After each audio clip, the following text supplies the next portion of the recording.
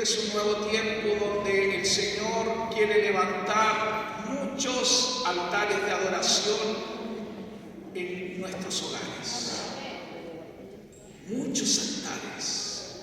Que cada casa, que cada hogar sea un altar de adoración y de ofrenda. Por eso es tan importante, hermanos, que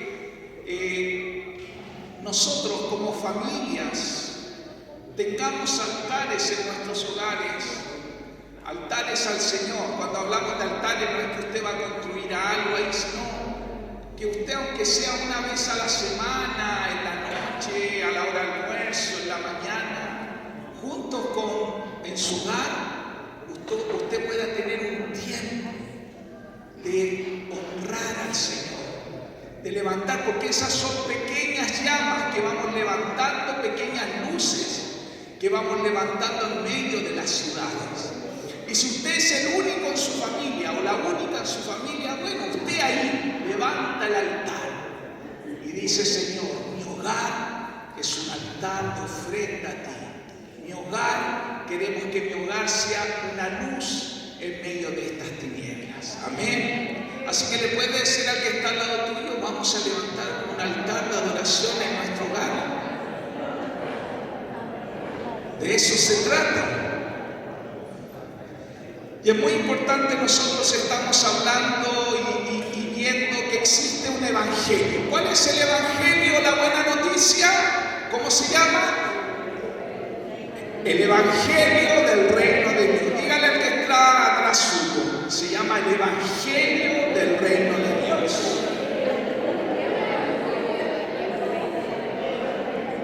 O lo vamos a decir en el castellano fácil: la buena noticia del gobierno de Dios. Dígale ahora al que está al lado suyo: la buena noticia del gobierno de Dios.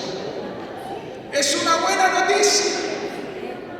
La semana pasada hablábamos que es una buena noticia que Dios quiere que nosotros vivamos y la compartamos. Vivamos y la extendamos a otros, la podamos compartir y decirle a otros. Por eso, hermanos y hermanas, es tan importante, sobre todo los que llevamos bastante tiempo, cuidarnos. Dígale al que está ahora al otro lado suyo: cuídate. Cuídate, ¿no? De verdad, esto es, el Señor nos llama a cuidarnos. Por eso nos llama a ser iglesia, a cuidarnos. Pero la idea es que te cuides de que la luz que ha puesto el Señor en tu vida no se apague.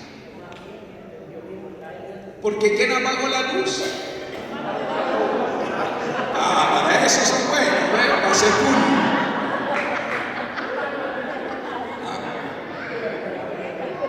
El enemigo no puede apagar tu luz. Las circunstancias no pueden apagar tu luz. Tus emociones, tu ánimo no puede apagar tu luz y tu fe. Por eso es tan importante que nosotros avivemos el fuego, ¿cierto? La llama del Espíritu que está en nosotros. Y por eso levantamos altares. Porque si nosotros dejamos de soplar el fueguito, ¿a quiénes le gustan los asados aquí? ¿Cierto? ¿Qué pasa si usted deja de soplar el carboncito? Se apaga. Por eso, si hoy nosotros nos hemos reunido acá y todos los domingos nos reunimos, solo es con un solo fin. Primero, para mí esta reunión es como, siempre lo digo, disculpe que sea muy futbolero en esto, pero es como el entretiempo. Es cuando el entrenador dice: hemos jugado ya el primer tiempo y ahora tenemos que hacer los ajustes para salir a la cancha a jugar el segundo tiempo y ganar el partido. Por eso nos reunimos aquí, para capacitarnos, para ir y ser luz, para ir y ser sal, para ir y extender esta buena noticia del gobierno de Dios. Pero si yo no avivo ese fuego, si yo no entiendo esto, nos va a pasar como Chile, ¿cierto? Vamos a intentar, y va a pasar nada. Y no quiero decir como la U, porque ya lloramos, entonces es muy importante esto. Entonces, dice la palabra del Señor en Lucas 14, del verso 34 al 35, que va a aparecer ahí. Ahora ya, no, todavía no, ahora ahí sí. Dice: buena es la sal, mas si la sal se hiciera insípida, ¿con qué se sazonará? Ni para la tierra ni para el muladar es útil, la arrojan fuera. El que tiene oídos para oír, oiga. Por eso, hermanos, vuelvo a decirle al que está al lado suyo con todo amor: cuídate, hermano, cuídate. Porque volvernos sal insípida es lo más terrible que le puede ocurrir a un cristiano. Cuando perdemos el sabor, cuando perdemos la frescura, cuando nos volvemos sin gracia, sin interés, cuando todo lo que hacemos parece ya una monotonía, ¿cierto? Una religiosidad. Y esto se vuelve así porque dejamos el llamado o el propósito de lo cual la voluntad de Dios que Él tiene para nosotros. Y lo triste de esto, volverse sal insípida, es que nos volvemos calculadores, religiosos, fríos. Y esto nos hace perder el blanco de ser como Jesús. Si para algo nos ha llamado Dios, no es solo para salvarnos y perdonarnos, que eso es.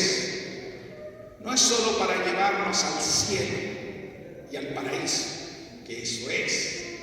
No es solo para librarnos del infierno y de la muerte eterna, que eso también es. Dios nos ha llamado para ser como Jesús en esta tierra, para anunciar las virtudes de aquel que nos llamó de las tinieblas a su luz, para anunciar el reino de Dios, para anunciar el evangelio del reino de Dios, para anunciar la buena noticia del gobierno de Dios. Pero cuando yo anuncio una buena noticia, cuando yo creo que es una buena noticia. Y para que el reino de Dios venga a mi vida y yo pueda decirle a otra persona: aquí está, lo mejor que le puede ocurrir a tu vida es vivir el evangelio del reino de Dios, es cuando Jesucristo es el Rey. Pero no solo de una canción, hoy día cantamos Cristo es el Rey, anunciamos que Jesús es el Señor, pero en la práctica Dios anhela que nosotros vivamos su gobierno y su reino, en el cual Jesús es el Rey. ¿Le puede decir ahora el que está al otro lado tuyo? Jesús tiene que ser el Rey de tu vida. Jesús tiene que ser el Rey. Esto es el evangelio del reino. Y vamos a leer algunas citas. Te invito a ir que leas conmigo 2 Corintios capítulo 4 versículo 5. Dice: y nosotros no nos anunciamos a nosotros mismos, al contrario, anunciamos que Jesucristo es el Señor. Pablo decía: mira, nosotros no anunciamos una denominación, una congregación, no nos anunciamos a nosotros mismos. El anuncio de la primera iglesia era: Jesucristo es el Señor. ¿Puede decirlo conmigo? Jesucristo es el Señor.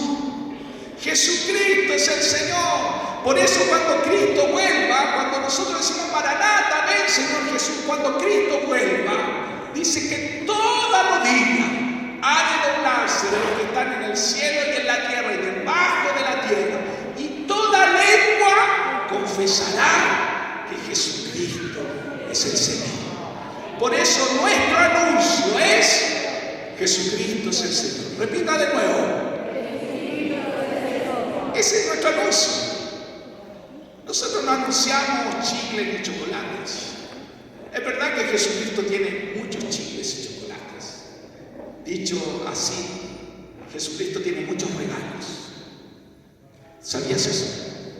Sí, Jesús tiene regalos para tu vida. Sí, Jesús tiene regalos para tu matrimonio, para tu familia, para tu salud. Sí, Jesucristo ha venido a traer libertad, tiene muchos regalos. Pero lo que nosotros anunciamos, hermanos, no son los regalos. Son que Jesucristo es el Señor.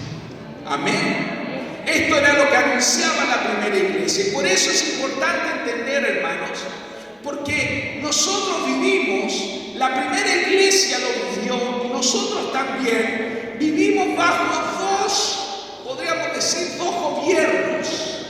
Este mundo y cada persona de este mundo vive bajo dos gobiernos. Y como dice ahí Colosenses capítulo 1, versículo 13 y 14, dice, el cual nos ha librado de la potestad de las tinieblas y trasladado al reino de su amado Hijo, en quien tenemos redención por su sangre, el perdón de pecados. Todos nosotros podemos estar bajo dos gobiernos, podríamos decir gobiernos, pero uno es la potestad de las tinieblas, que la potestad de las tinieblas básicamente nos engaña diciendo, nosotros nos gobernamos solos, yo hago lo que quiero, yo decido lo que quiero, yo veo lo que es mejor para mi vida, para mi familia, para mi hogar. La potestad de las tinieblas es la que ha venido a matar, a robar y a destruir tu vida, tu hogar, tu familia. Ha venido a engañarnos. Desde el comienzo del ser humano, esta fue la mentira que la serpiente antigua dijo. Tú serás como Dios. Tú serás Dios. No necesitas el gobierno de Dios. Pero el otro gobierno que hay, el gobierno del reino, el gobierno del Señor, esta buena noticia es que su amado Hijo nos ha comprado, nos ha redimido. Ya explicamos la semana pasada qué significaba redención. Nos ha venido a dar libertad de la esclavitud. Dice amén. Este es el regalo que viene de gracia, de yapa, de añadidura. Cuando Cristo es el Señor, Cristo me saca de ese mercado de esclavos, de esa esclavitud. Por eso es una buena noticia, por eso puedo anunciar la buena noticia. Dios me hizo libre. Había una canción antigua que cantábamos antes en las calles, decía, me siento feliz porque si Cristo está en mí, ¿qué pasa? Me llena de amor. Eso es lo que hace Cristo. El reino de Jesucristo es un reino maravilloso. El gobierno de Jesucristo en la vida es lo que produce cambios. Cuando el gobierno de Dios está en nuestra vida, es ahí donde viene el poder de Dios para librarnos. Porque Jesucristo mismo dijo ahí en Mateo 28, 18, dijo, y Jesús se acercó y les habló diciendo, toda potestad, todo poder me es dado en el cielo y en la tierra. A veces hay personas que me dicen, ¿dónde está el poder de Dios? ¿Por qué no veo el poder de Dios en mi vida?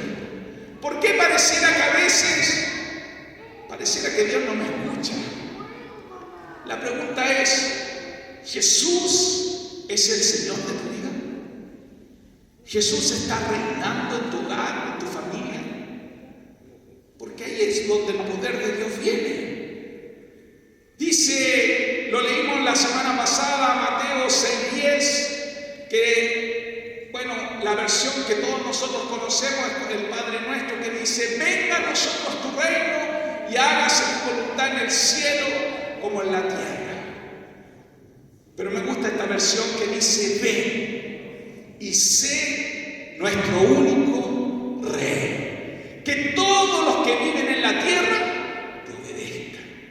como te obedecen los que están en el cielo. Entonces, si nosotros hablamos en la práctica, ¿qué significa que Jesús sea el Rey? Yo en una palabra podría decir obediencia. Cuando en mí hay un deseo y un anhelo de obedecer a Dios.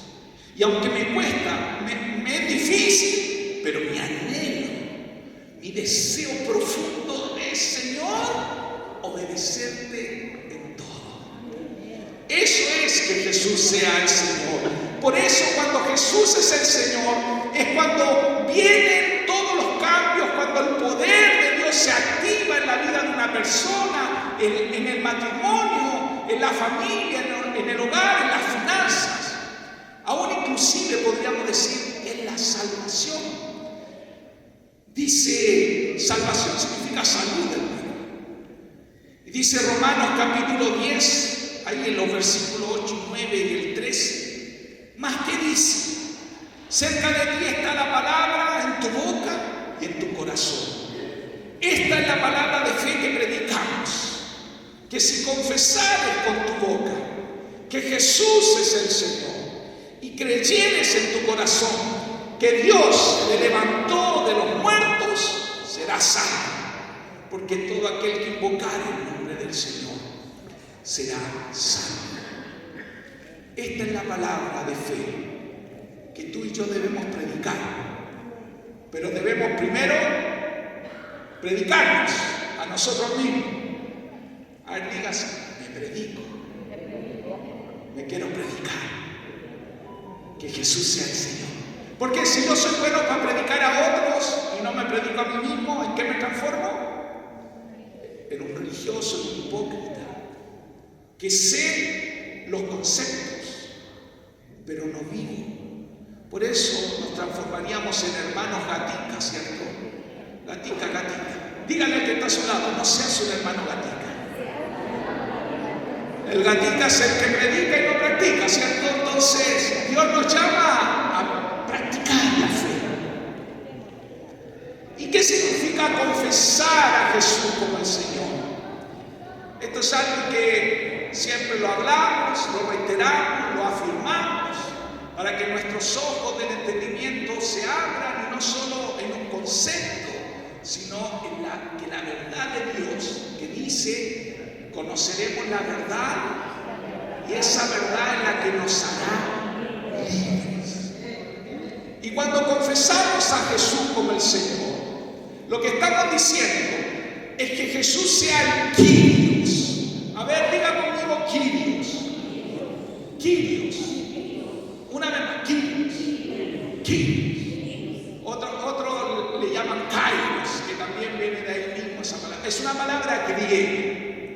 Y la palabra Kyrios tiene muchos significados, pero uno de ellos es amo, dueño, autoridad máxima, jefe supremo, rey, soberano.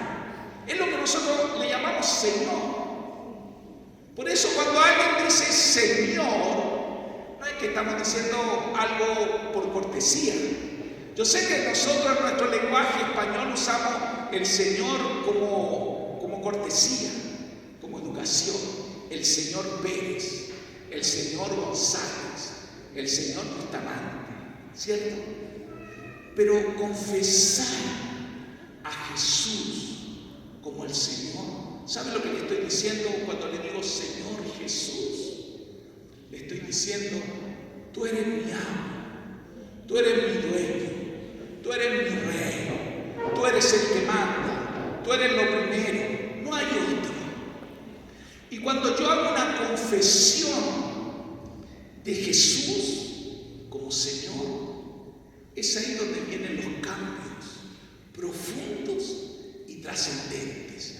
Las promesas de Dios se activan en nuestra vida. ¿Por qué?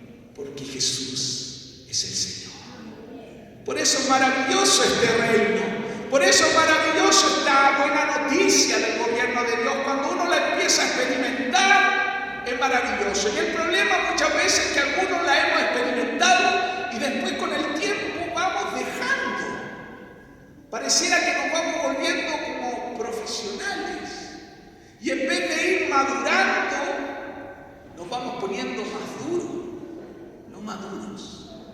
Así que dile al que está atrás tuyo, con todo el amor, no te pongas duro, sino madura. Esto es lo que el Señor quiere.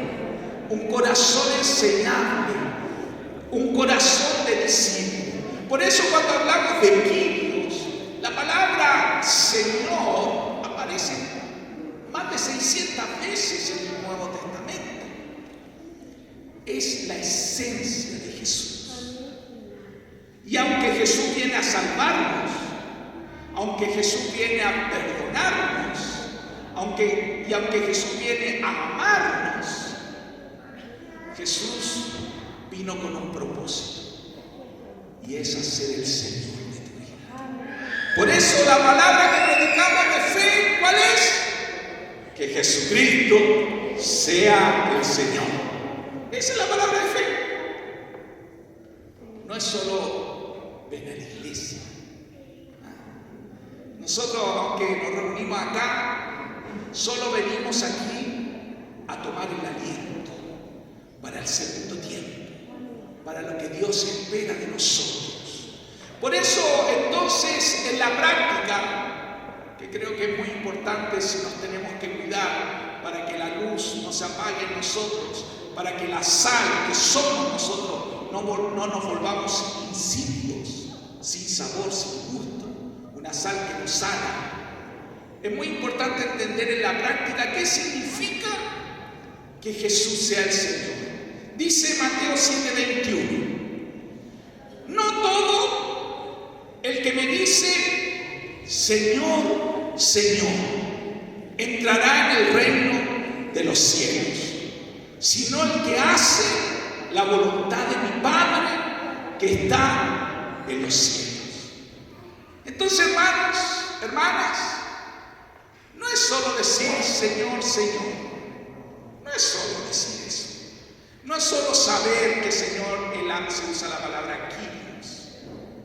La verdad es que cuando nosotros reconocemos a Jesús como el Señor, vuelvo a reiterar, en nosotros estamos declarando y reconociendo conscientemente, aquí, conscientemente, que desde hoy Jesús ahora va a ser toda mi autoridad, que yo me voy a sujetar a Él incondicionalmente, a su voluntad, a su autoridad.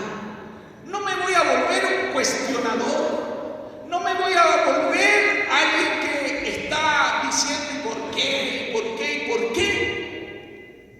Porque los por qué no existen en el reino de Dios. Yo le puedo decir, Señor, háblame, no entiendo esto, no entiendo lo que me está ocurriendo, no entiendo si esta es tu voluntad, háblame, ¿por qué? Pero cuando uno se vuelve solo cuestionador, dejamos que Jesús sea el Señor y en realidad nos estamos volviendo rebeldes. Por eso cuando yo veo que el reino de Dios es que Jesús sea el Kyrios, yo hago voluntariamente algo, me estoy sujetando a Dios y con toda mi fe y con toda mi creencia reconozco algo, que siempre la voluntad de Dios es buena, es agradable y es perfecta. Y aunque muchas veces no entienda el presente, no entienda lo que está ocurriendo, sé que la voluntad de Dios es buena, es agradable y es perfecta. Y que si hoy el Señor no me explica lo que estoy viviendo, sé que algún día cuando esté cara a cara a Él, le podré decir, Señor, ¿me puedes decir por qué? Porque lo he reconocido como mi Kyrios y he decidido sujetarme incondicionalmente a Él. ¿Entienden lo que significa convertirse?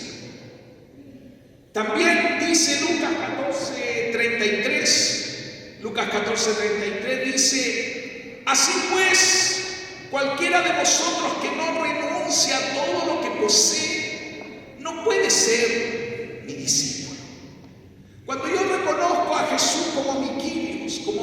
como mi dueño. Lo estoy reconociendo que Él es dueño de todo. Diga todo. ¿Está seguro? ¿Está seguro que Jesús es el dueño de todo? Porque nosotros decimos, sí, Él es el dueño de mi vida. Él es el dueño de todo. Pero ¿es el dueño de todo? Él es el dueño de tu tiempo. Él es el dueño de tus talentos, de tus planes, de tu futuro, de tus decisiones. Él es dueño de tu economía, de tus finanzas. Él es el dueño de tus bienes. Él es el dueño. ¿O no es el dueño? Nosotros aquí es fácil. Es mi dueño, no es mi dueño. Y por eso que el Espíritu Santo pueda ir hablándonos. Yo quiero vivir el Evangelio del Reino, pero lo estoy viviendo. Que el Espíritu Santo hable por tu vida. Porque el Espíritu Santo cuando nos habla no es para condenarnos, no es para culparnos, es para que nos arrepentamos y cambiemos. Y caminemos por la senda correcta, por el buen camino, como dice la Escritura. Y si hemos dejado de caminar por ese buen camino, volvamos. En ese camino, hasta los cojos caminan parejito. En el camino del Señor. También dice Romanos capítulo 14, versículos 7 al 9. Pablo decía, porque ninguno de nosotros vive para sí. Y ninguno muere para sí. Pues si vivimos, para el Kyrios vivimos. Y si morimos, para el Kyrios morimos. Así pues, sea que vivamos o que muramos, del Kyrios somos. Porque Cristo para esto murió y resucitó. Y volvió a vivir para ser el Kyrios. Así de los muertos como de los que viven. Entonces, si lo llevamos a la práctica, si Jesús es el Señor de tu vida, ¿es el Señor? ¿Tú vives para Él? Y si pensamos en la muerte, el cuco, la muerte, ¿qué pasa? ¿Es el Señor de la muerte tuya? Tú entiendes que vives o mueres, todo es por Él, para Él y por medio de Él. Si Él es el Kyrios, eso es, si Él es el Señor, este es el Evangelio del Reino. Por eso nosotros, y podemos ver los primeros cristianos y en la historia del cristianismo, y aún actualmente hoy, viven sin temor a morir. Muchos hermanos están dispuestos, porque entienden que esto no es toda la vida. Pero si nos toca vivir hasta los 100 años, vamos a morir con las botas puestas. En el cristianismo nadie se jubila. Dígale con todo amor al que está al lado suyo, si es mayor que usted, hermano, hermana, nadie se jubila en el cristianismo. Nosotros somos los cristianos, somos los que morimos con las botas puestas. Morimos arriba del caballo, morimos en el arado. Y aunque sé que las fuerzas ya no son las mismas, sé que muchas veces las ganas, tenemos muchas ganas aquí, pero a veces el cuerpo ya no nos acompaña. Pero aquí tenemos que ser jóvenes, renovados, con deseos de conquistar, como Caleb, que aún a los 80 años dime, dame este monte y yo lo conquistaré. La edad no es un problema, el problema está aquí. Y nosotros en Cristo no nos jubilamos. Por eso, si Jesús es el Señor, vivimos para Él y morimos para Él. Todo lo que hacemos es para Él.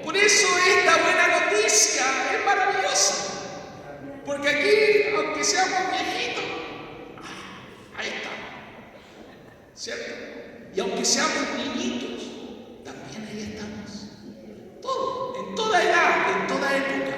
Por eso podemos decir que en todo tiempo el Señor es bueno.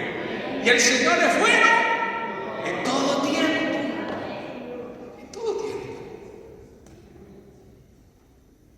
Por eso Jesús, cuando anunciaba el reino, dijimos la semana pasada ahí en Marcos capítulo 1, versículo 14 y 15, Él decía, después que Juan fue encarcelado, Jesús vino a Galilea predicando el evangelio del reino de Dios, o sea, la noticia buena del gobierno de Dios, diciendo, el tiempo se ha cumplido, el reino de Dios se ha acercado, arrepentíos y creed en la buena noticia. Esto es lo primero, y como hablábamos la semana pasada, todos nosotros en algún instante de nuestra vida tenemos que ir tomando decisiones frente al Dios y arrepentirnos. Muchos de nosotros a veces nos arrepentimos y nos culpamos de los pecados que hacemos, de las faltas y todo esto. Pero en realidad, ¿de qué nos tenemos que arrepentir principalmente? ¿O el pecado original, como sale en Génesis? Es de vivir a nuestra manera.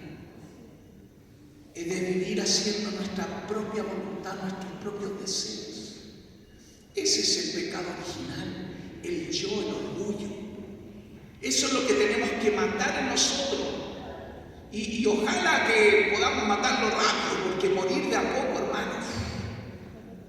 Mire, si usted quiere morir, primero cortándose un dedo, cortándose otro, después cortándose la mano, el brazo, y así morir, le va a doler. De hecho, eso se llama tortura, ¿no? Pero si uno se pega un balazo de una, ya moriste. Ya te dolió una vez. Esto es lo que el Señor quiere. Por eso debemos arrepentirnos. Y arrepentirse, hermano, no es solo decir, me arrepiento. No mire al que está al lado suyo, sobre todo si es su marido, su esposa. Me arrepiento, algunos dicen, en el mundo dicen, me arrepiento. Pero el verdadero arrepentimiento es cambiar de mente. Es una transformación, es una metanoia. Y la metanoia es cuando yo cambio de actitud y de mentalidad. Cuando dejo por un lado la actitud. ¿Por qué es un cambio de actitud? Mira, hay un capítulo completo, no quise ponerlo ahora, pero yo le invito a que lo lea, de verdad. Así que anótenlo, los que están anotando, los que después van a ver este video. Romanos capítulo 6 nos deja claramente el concepto, ¿qué haremos frente al pecado? Porque la gracia vino, dice Pablo, voy a citar algunos textos de ahí nomás, dice, porque la gracia vino, ¿seguiremos pecando? No, dice, porque ahora yo estoy muerto con Cristo, y ahora ya no vivo yo, sino que vive Cristo en mí. Los que fueron bautizados fueron sepultados con Cristo y resucitados en un nuevo hombre. El pecado ya no se enseñoreará más de ustedes. No vivimos para ser esclavos, sino para ser libres. Bueno, todo esto aparece en Romanos 6. Y esa es la actitud que tiene que tener alguien que ha reconocido a Jesús como el Señor. ¿Cuál es la actitud? De decir no. A ver, diga no. A ver, diga así con convicción. No. No voy a pecar. No voy a ceder a mi carne. No voy a ceder a los deseos pecaminosos que me llevan a alejarme de Dios. Esa es la actitud. No es una actitud así, es que el diablo, es que la luz, es que no pude, pastor. O algunos no solo se hacen la víctima, otros abiertamente. dicen cosas, maldicen, tienen actitudes pecaminosas. Y aquí son dos cosas. Yo me doy cuenta que hay algo que me está superando, que aunque yo deseo no hacerlo, pero algo me lleva a esto. Yo tengo que decir, necesito ayuda, pastor. Necesito que oren por mí. Esto me supera. No puedo dejar esto. Me sobrepasa. Yo quiero ser libre, pero no puedo. O tú te puedes quedar ahí. En guaraní, yo siempre me la aprendí hace muchos años esta palabra, haciéndote el ñembotabú. Y el ñembotabú en guaraní significa, dicho de otra forma, haciéndote el loco, haciéndote el tonto, así como, ¿cierto? No pasa nada aquí. Y pecas, y pecas, y pecas. Pero la palabra de Dios dice que la metanoía, el arrepentimiento, tiene que ver con un cambio de mente y un cambio de actitud. Y la actitud es eso. No, yo no voy a pecar. Yo no voy a ceder al pecado. Y aunque muchas veces, ¿qué nos va a ocurrir? O solo al pastor aquí le pasa. Voy a caer en pecado. No va a ser porque me dejé llevar. No va a ser porque quise, sino porque estamos en una lucha constante. Pero yo en mi corazón no quiero pecar. Tú tienes que decir, no voy a pecar. La gracia de Dios se hace fuerte en mí. La gracia de Dios se perfecciona en mis debilidades. Y voy a tomar la palabra del Señor y voy a hacer la parte. ¿Y sabes lo que va a ir ocurriendo? Que tú cada día ya van a haber pecados que tú no vas a hacer nunca más. Porque esa es la vida de un cristiano. Lo dijimos la semana pasada. Es como la luz de la aurora que va en aumento. No podemos seguir siendo niños siempre. Yo entiendo, sobre todo si aquí en medio de nosotros hay hermanos nuevitos, que hay cosas que les van a costar al principio, ¿cierto? Pero los que ya somos un poquito pasaditos, llevamos un tiempo. Si el reino de Dios está en tu vida, hermano, ya hay pecados que no nos podemos dar el lujo. Yo no puedo llegar aquí y decir, este fin de semana me quedé solo, hermano, perdónenme. Y conocí a una chica. ¿Qué suelto el cuerpo podría decir eso? No puedo. Y no solo porque soy pastor, es porque ama a Jesús. Porque ama a Jesús.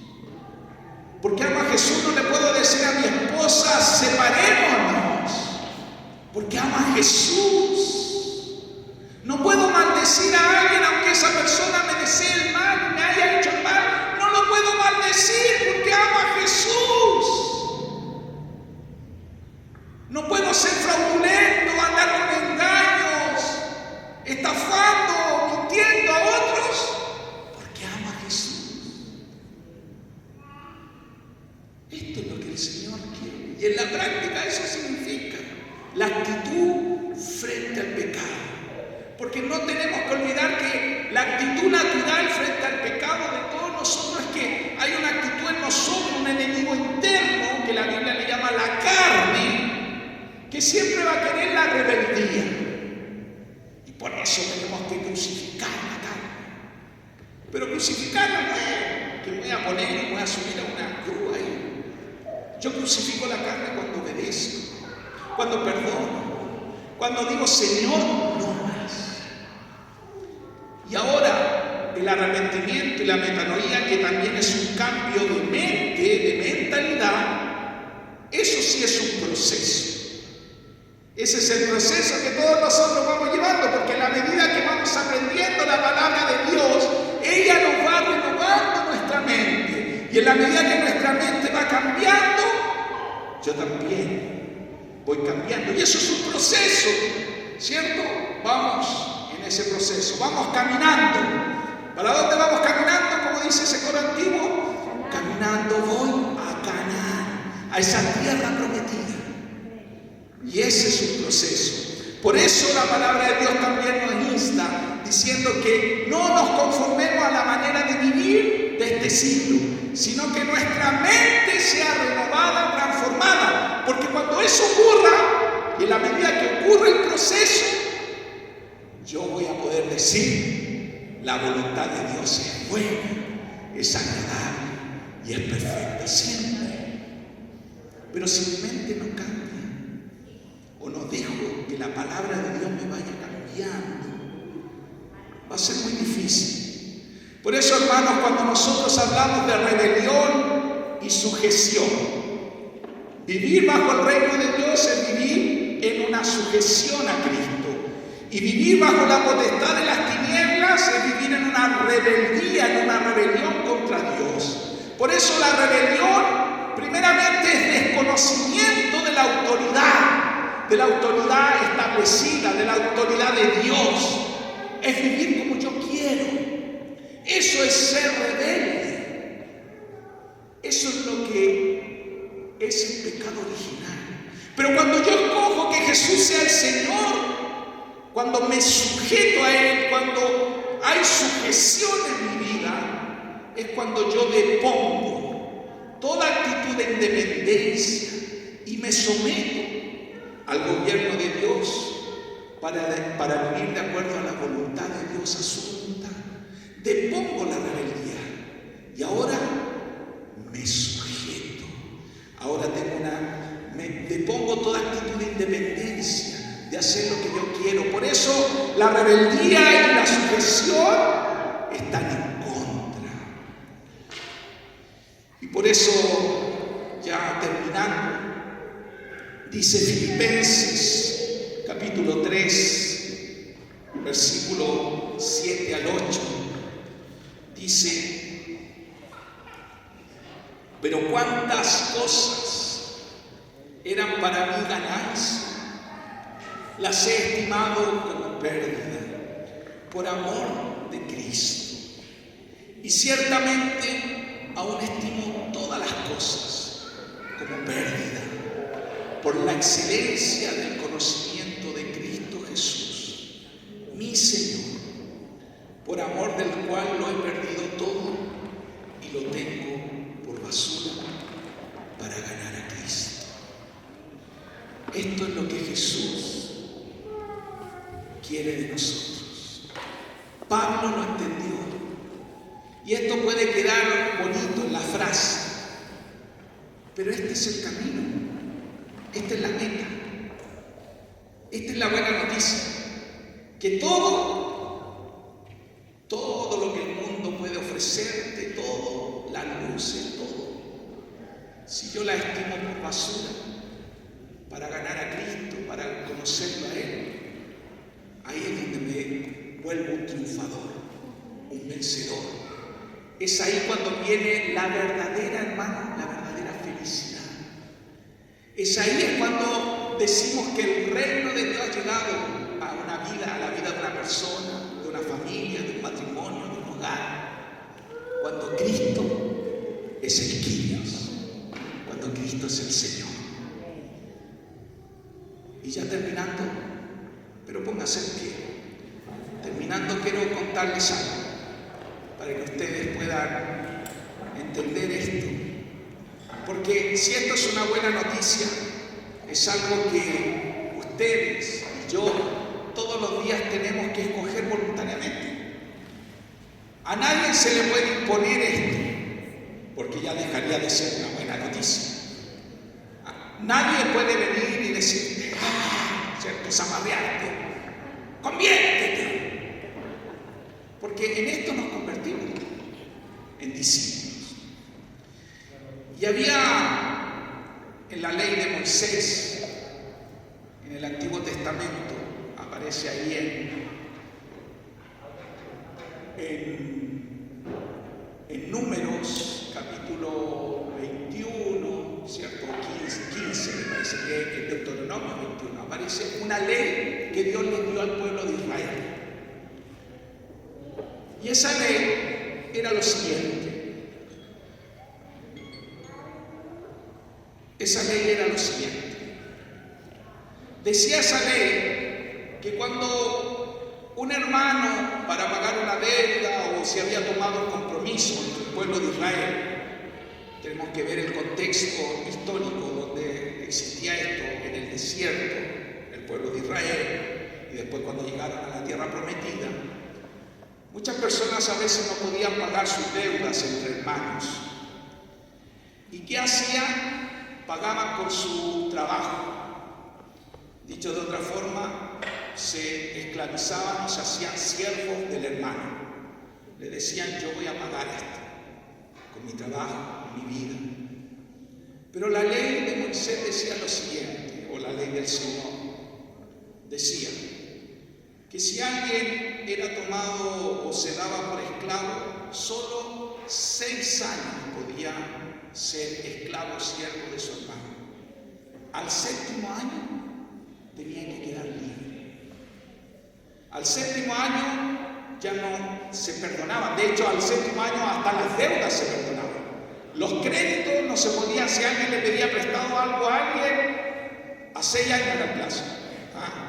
Nada más, no existían a 12 cuotas, ni 24 cuotas, ni 36, ni 48, ni 60. 6 años. Eso es. O sea, ¿cuántos meses serían? 12. ¿Cuántas? 72. A 72 cuotas. Esas eran las cuotas de los préstamos. No hay más. Pero la libertad de los esclavos era lo más claro. Y bueno, ya especificaba cómo tenían que ser, si habían llegado solos o habían llegado con familia, pero no me quiero detener en esto. El punto era que esta ley tenía un problema, le vamos a llamar así, que habían esclavos que llegado el año 7, o sea, pasado después los 6 años, habían esclavos que no querían ser libres. Habían esclavos que con esos amos la habían pasado tan bien, les había ido tan bien, habían prosperado, había sido lo mejor que le había ocurrido, más que un patrón, más que un amo, había sido un padre para muchos esclavos, para muchos siervos. Entonces después no querían irse. Y el amo les decía, te tienes que ir, porque es la ley, no puedes ya quedarte conmigo. Y los siervos decían, pero no me quiero ir del lado suyo. Tú has sido un buen papá, más que un patrón, has sido bueno. Yo he prosperado, mi familia ha prosperado, me ha ido bien, ha sido lo mejor. Y el pueblo de Israel se vio en este conflicto. ¿Y sabe lo que tuvieron que crear? Otra ley. Y esa ley significaba que habían esclavos cuando optaban por no irse del lado de sus amos. Esos esclavos, el amo, en la plaza pública, delante de los jueces, tenía que tomar la oreja de ese esclavo y perforarse y ponerle ahí un distintivo para que toda la gente supiera que ese esclavo ya no era un esclavo por obligación, sino que era un esclavo por amor. Y se creó esta ley, el esclavo por amor. Y cuando hablamos de que Jesús sea el Señor, en realidad de eso estamos hablando. Que tú puedas escoger por amor que Jesús sea tu Dios. Porque yo pienso en mi misma vida, ¿a dónde iré? Y a veces le cantamos al Señor, ¿a dónde iremos? ¿A dónde podremos ir? Si lo mejor que nos ha ocurrido muchos de nosotros ha sido tú, Jesús. Cuando llegamos, veníamos rotos, desarmados, heridos. hemos encontrado la luz, la esperanza. Algunos de nosotros hemos encontrado la familia, Señor. Hemos encontrado esposa, hijos. Hemos encontrado la familia del Rey. ¿A dónde iremos? Y esto es lo que el Señor quiere de ti, de mí, hermano y hermana. Que tú puedas escoger ser un esclavo por amor. Gracias, Padre, porque nadie nos ha obligado